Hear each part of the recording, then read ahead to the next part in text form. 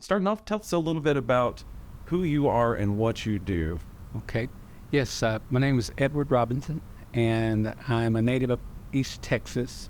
Jacksonville, Texas is where I was born, but I currently live in Tyler, Texas, and there I'm blessed to serve as a minister, preaching minister for the North Tenneha Church of Christ in Tyler, and also teach on the faculty at Texas College, which is a CME school, Christian Methodist Episcopal School, established in 1894. And so serve a dual role as preacher, a professor, and of course my family, wife and 3 daughters. So tell us a little bit about maybe one or two of your heroes in the faith, people who have really exemplified what it means for you to be a kingdom person. Yeah, that's a great question, man. Oh, wow. Let's see. As a student of history, I have, I guess, a number of heroes, if you will. Martin Luther King Jr., definitely, stands out as a hero.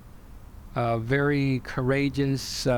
He was a great man with flaws, and I've learned in my study of history, American history in particular, that all great men and women have flaws, and Martin Luther King Jr. was no exception.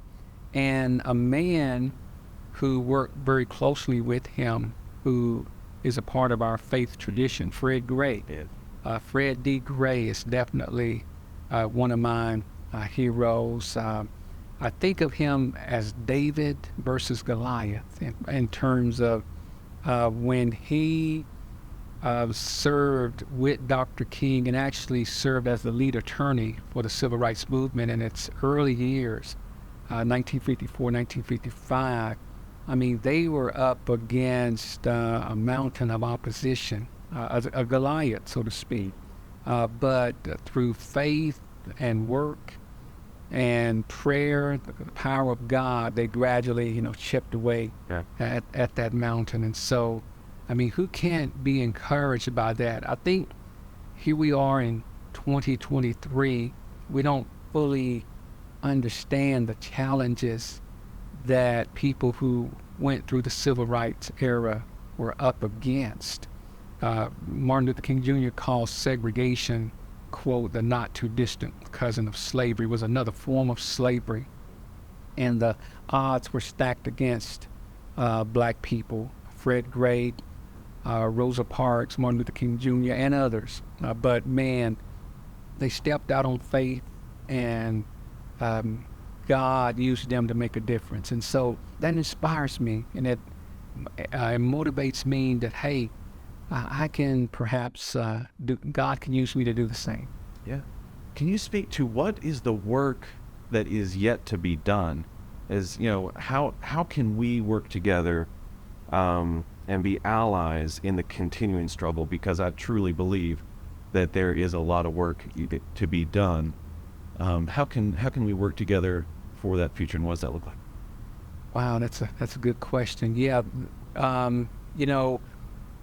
the dream that Dr. King had, where we would live in a society where we will not be judged on the color of our skin, but by the content of our character. We're moving, we're making progress, but we're not there yet. When you consider that, recently in the state of Tennessee, where you had the 2 black lawmakers who were expelled because of their stance against the mass shootings. Okay, that's the negative side. The positive side is that they've been since restored, and that's good. And I think there may be something that's instructive even in that situation when you consider that, you had 3 individuals, the white lady and the 2, Jenna and Mrs. Johnson, I believe her name, and Justin Pearson and Justin Jones, the 2 African-American gentlemen. So what was it that caused them to get in a predicament where they would be threatened to be ousted. Well, they were concerned about the mass shootings, especially recently in Nashville, the 6 people killed at a Christian private school, and 3 adults and 3 innocent children, 9 years old. So to me, first of all, there has to be an issue. There has to be concern. You have to care that, hey, man, we have to care about each other and care about our fellow man.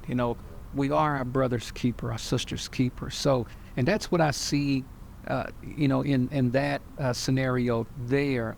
And then, the white lady joined hands with the 2 black men. The 2 black men joined, that they reached across racial barriers.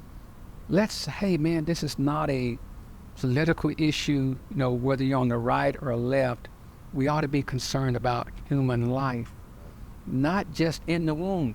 Okay, yes, in the womb, but even outside of the womb. So, and I think asking God, Lord, give us a spirit of compassion, a spirit of concern and care.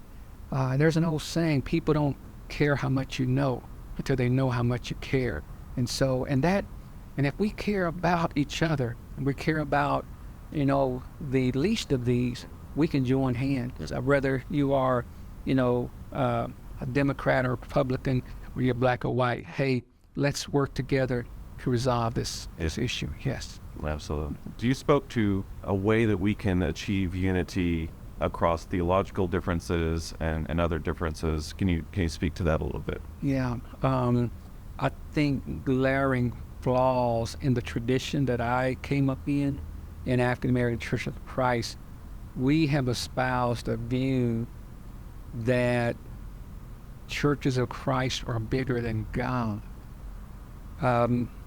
I have since come to the conclusion that God is bigger than churches of Christ, and so, which means that he can reach across racial, denominational, and theological barriers to bring people together.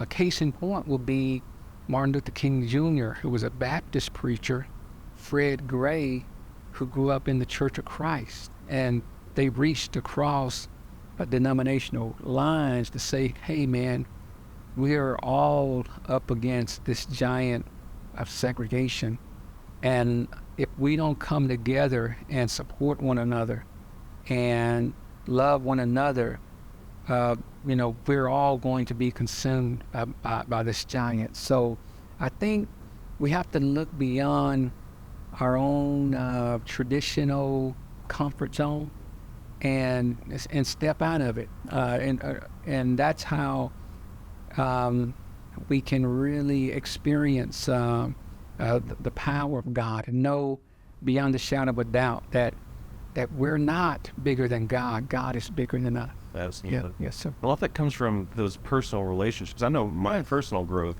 would have never happened by watching the news. It would have never happened by arguing on Facebook. Right. But by developing close relationships, people who have different experiences from me. Amen. Really helped transform the way I thought about things, because it helped build that compassion. Because when I'm sitting having common grounds, we're all about getting people around to have coffee or whatever and having those face-to-face conversations. We can overcome so many barriers if we just take the time and listen. Amen. And hear what people are actually saying, not what the news outlets are saying that they're saying. Yes, absolutely. That's an excellent point. Yeah. So let's be attuned first and foremost to the voice of God, and then let's sit down and listen, try to understand what our fellow man is saying, and don't let the media influence our view, our viewpoints of people who are different from us. Absolutely. Yeah.